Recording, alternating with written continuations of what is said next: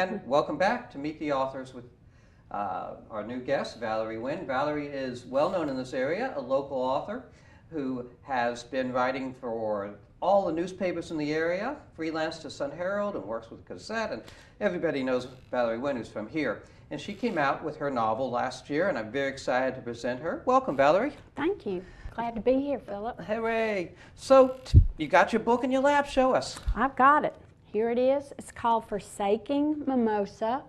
Would you like me to tell you a little bit about it? Yeah, please. The Mimosa is actually it's the name of a fictional town in Mississippi, loosely based on Macomb, where I grew up.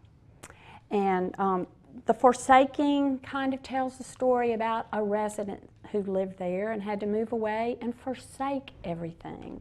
He had to forsake everything. He gave up his family, he gave up his, what did he? He gave up his dream. The book is actually based on something that happened to my dad. It's set in the late 1930s, and for 4 years, he was the only boy in his class at a Catholic girls' boarding school. That is so strange. It's very strange, and he had special permission. His father got special permission from the nuns to send him there. However, he had dreams of staying in Mimosa, the little town that he dearly loved, and playing on the baseball team and running track and things like that. Of course, if you read the book, you'll find out he didn't get to do any of that. Yeah, couldn't play on the girls' softball team. That's sort of funny. So, your book, I mean, it was a big success when it came out, published by Dogwood Press, huh? Mm-hmm. Dogwood Press of Brandon. And you have another book coming out too, yes? Right. This time next year, my second novel, which is a sequel to this one, should be out. Hooray. That's very exciting. And you've been a writer all your life, so tell me a little bit about what inspired you to get started as a writer. Well, you know, writing journalism and writing fiction are two different things, and they always say that journalists deep down inside really want to write fiction. You know, they always say that. Well, I guess it's true, because I always wanted to do this. Also, I spent a lot of time attending writers' conferences, reading books on writing. I have more than 40 books on writing, which, you know, you build a library when you do things like that. Hold on, let me interrupt. You've owned 40 books on writing. Yes. And read all that stuff. Wow. Yes. Go ahead, sorry. Yes, and you think more of it would sink in, but it's funny, and then you go back and you reread. But what really triggered this book, this particular story, was, you know how I always heard my dad and my mom and my dad talk about the stories growing up in the Great Depression, which this is right during the beginning of the Depression. And one day I saw a picture of my dad's graduating class. There were 28 girls wearing white caps and gowns, and right in the middle was this boy wearing a dark suit.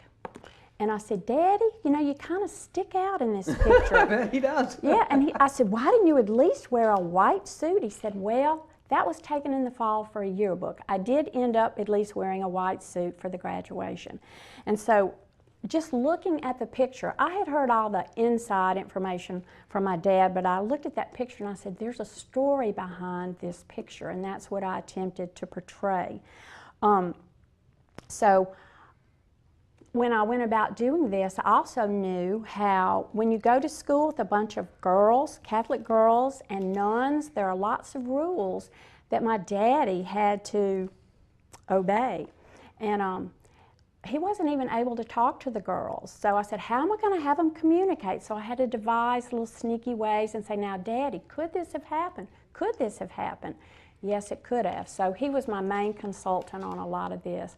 But it was fun, too, because I interviewed nuns, and there's a lot of good Catholic stuff, and part of it takes place on the coast, part in New Orleans. So I really had a good time working on this. Well, fun. And can you read us a little segment? I'll pick one little segment that's kind of it's on page 90. It's not anything, not the beginning of a chapter even, but it's after Max got to the school and he realized that he was really stuck. And he had already had a little bit of bad experience with one girl. So he says, being surrounded by girls would take some getting used to, especially since he'd sworn to himself that he'd have nothing to do with them after his experience with Clementine Swartz. Back in 5th grade, Clementine had been the prettiest girl he'd ever laid eyes on. He was in love from the first time he saw her. He wrote her sweet little notes and threw them away, then stared at her from across the classroom. Not only was he distracted by her long, thick curls, the color of buttersquash, he'd never seen eyes like Clementine's. One was green and the other blue. It was a characteristic that could have made others shun her were it not for her beauty. Max thought she looked like a medieval princess or maybe even Rapunzel. So I tell about how one day she got him in trouble though, and it wasn't her fault. They were alone at the end of recess. He was gathering up the baseballs and she was clapping the blackboard erasers. And Max opened the door for her, and when she started back inside, up close, her different colored eyes were even more amazing. As he leaned in for a better look, his heart beat faster than he thought was possible, and he'd kissed her creamy white cheek before he knew it. Clementine screamed, and not only did the whole class hear about the scandalous incident, Max stayed after school every day for a week writing, "I will not kiss girls at school," 200 times at each sitting. I'll skip to a little bit further down when the daddy had told him before he went to this school, "You stay away from those girls and concentrate on your work," Papa had told him. Maybe he'd read Max's mind. "It's a blessing that you can go there, and I don't want any kind of trouble to come from you being in classes with them. Don't bother them and don't brag about yourself," he'd warned. "Keep your mouth shut. There's no reason for you to talk to any of them." Hooray. That's so clever. The whole book is full of incidences like that. I've read this book and it's just really delightful. Valerie, so much for coming on the show with us. It's a pleasure to see you. I enjoyed being here. Yeah, thank you. Tell us, tell the audience where you can get the book. Well, locally the book is available at the Pink Rooster Fine Art Gallery, Miner's Toy Store, and the Mary C. All right, that's great. Well, again, we appreciate having you on our show.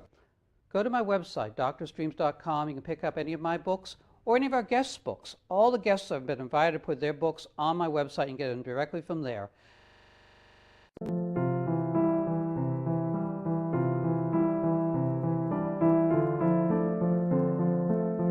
Here we are at the O'Keeffe Museum of Art. World-famous architect Frank Gehry designed this campus. Right now we're in the museum store where you can see all sorts of wonderful things from local Mississippi artists. We're coming up with a great show called Vintage Motorcycles, The Wind in Your Hair. The O'Keeffe Museum of Art has a really fantastic studio for ceramics. We also have a number of workshops. In the Gallery of African American Art, we have a very famous Chicago artist named Paul Wandless.